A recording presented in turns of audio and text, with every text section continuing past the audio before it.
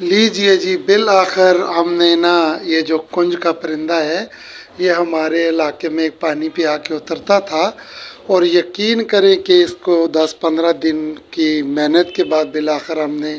شکار کیا ہے۔ اور اس کا میں آپ کو ایک بات بتاؤں، اتنا لذیذ گوشت تھا کہ آج تک ہم نے نا کسی جانور کا، کسی پرندے کا شکار کا نہیں دیکھا، لیکن اسے ہم نے بڑی محنت کے بعد، بہت ہی کوشش کے بعد شکار کیا۔ اور اس کو دیکھیں، یہ اس کی چونچ بھی بہت لمبی ہے،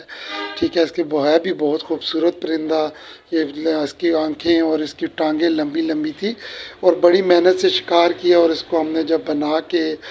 کھایا ہے، اس کا سالن جو لذیذ تھا کہ نہ پوچھیں، یقین کریں کہ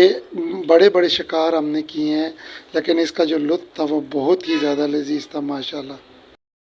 آخر میں پرندوں کے شکار کے متعلق ایک بات آپ سے ضرور شیئر کروں گا کہ دیکھیے، یہ جو پرندے ہوتے ہیں بڑی خوبصورت چیز ہوتی ہے، تو خاص کر کے جن دنوں میں نا یہ ان کے انڈے ہوں، بچے ہوں،